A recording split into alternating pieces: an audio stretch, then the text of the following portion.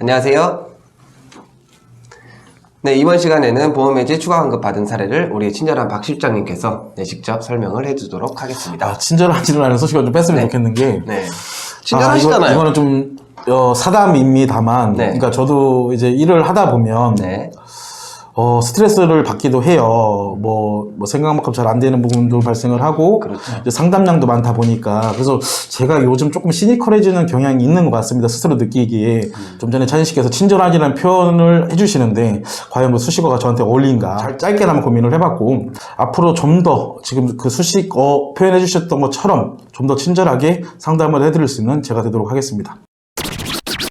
이분 같은 경우는 2016년 3월 10일부터 2017년 10월 27일까지 한 1년 7개월 정도 되네요, 갭이. 1년 7개월 동안에 같은 보험사에 같은 설계사를 통해서 총 8건의 보험을 가입합니다. 와, 이 설계사 동안에요? 1년 7개월 정도. 1년 7개월?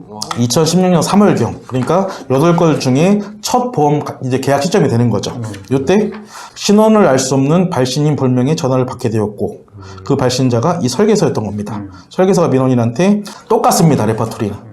기존에 그 가입시켰던 설계사가 그만뒀고 취급 설계사가 본인으로 변경됐다. 추가적으로 설명드릴 내용이 있으니 만나서 얘기를 좀 하자. 이제 8건의 보험을 순차적으로 가입을 하는데, 이 8건 모두 계약자는 동일합니다. 이 의뢰인분, 그리고 본인이 피보험자인 계약도 있고 자녀분들이 피보험자인 계약도 있었습니다. 상품이 종신보험도 있었고요, 저축보험도 있었고요, 연금보험도 있었습니다. 이렇게 해서 8건의 보험을 가입하는데, 이제 문제가 됐던 거는 8건 모두 상품 설명에 대해서 정확히 설명하지 않았습니다. 매월 차감되는 위험보험료, 사업비, 그리고 중도 해지 시 원금 손실이 발생할 수 있다. 그리고 아까 그 피보험자들 중에 자녀들이 있었다고 했잖아요.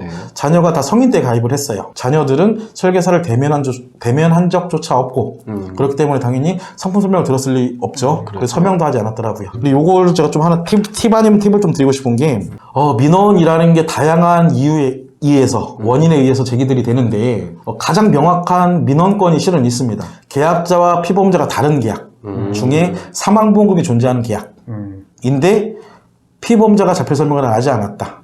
이거는 상법 751조에 의해서도 계약 무효사항이고요.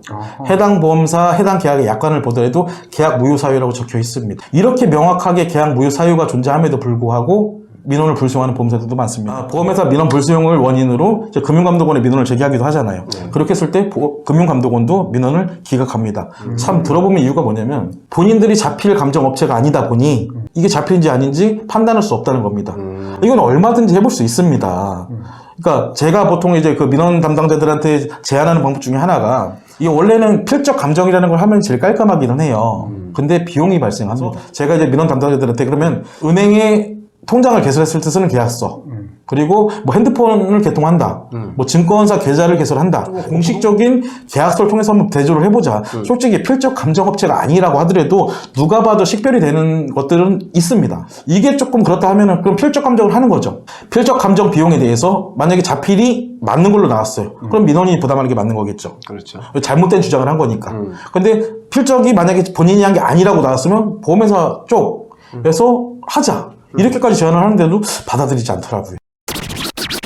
정말 증거자료가 명확한 민원건들이 많습니다. 근데 이거는 유독 더 해줘야 되는 건이 맞음에도 불구하고 버티는 경우도 많이 있습니다. 근데 이런 것들을 원인으로 일단 총 8건에 대해서 민원을 제기를 했잖아요. 근데 이분 같은 경우는 4건만 일단 수용이 됐습니다. 피보험자가 다른 건에 대해서만 민원 수용이 됐습니다. 이 H보험사라는 곳이 협의 제안을 많이 합니다. 그러니까 예를 들어서 손해금액이 1,000만 원이에요. 그러면 뭐 절충을 하자. 500만 원만 주겠다. 뭐 300만 원만 주겠다. 딜을 하는 거예요? 그렇게 해서 제가 전화를 많이 받아봤는데, 그래서 제가 물어봤어요. 이렇게 협의 제안이 오는 경우는 있는 그대로 설명을 드리거든요. 고객에게 안내를 드려서 선택하게끔 합니다. 이제 선택하게끔 하기 위해서 제가 뭐라고 요청을 드렸냐면, 민원 담당자한테 왜 차감이 되고 삭감이 되고 협의가 되는지에 대해서 혹시 뭐 기준이 있는 겁니까? 회사에 내규가 있는 겁니까? 그럼 그거에 대한 좀 공식적인 자료를 보내주십시오. 그래야 저도 이제 고객에게 전달하지 않겠습니다 했더니 또 못 보여주겠다는 거예요. 뭐 터무니없이 50%를 삭감한다거나 70%를 삭감하고 이렇게 협의 제안을 하는 경우도 있어요. 유독 이 보험사가 그래요. 그러니까 다른 보험사 같은 경우는 보통 all or nothing이에요. 되거나 안 되거나 하는데, 지금도 아니나 다를까 8건 모두 수용하지 않고 4건만 수용을 했어요. 당연히 불수용된 4건에 대해서도 계속 진행을 할 것이고요. 그래서 이 부분 같은 경우는 일단 8건 중에 4건이 수용됐는데 이 4건에 대해서도 금액이 적지 않습니다. 4건에 대해서 총 납입한 보험료가 1억 6,200 정도 됐었고요. 예. 이때 당시 해지를 했으면 한 1억 3천 정도 받으셨었어요. 그래서 추가적으로 환급받은 금액이 3천만 원이 약간 넘습니다. 그래서 4건에 대해서 추가적으로 환급받은 금액이 한 4건 정도 3천만 원 정도 되고 지금 불성된 그 4건이 요거보다 금액이 좀 작기는 해요. 그래도 얼추 이 정도의 손해 금액이 또 발생이 된 상황입니다. 예. 2013년도부터 한 8년 2016년도예요. 2016년도부터 예. 5년 동안 한 4, 5년 정도 된 거죠. 예. 그래서 여기 보면은 월납보험료도 각기 다르지만 뭐 일시납한 보험도 있었고요. 완납이 이미 되는 보험도 있었고요.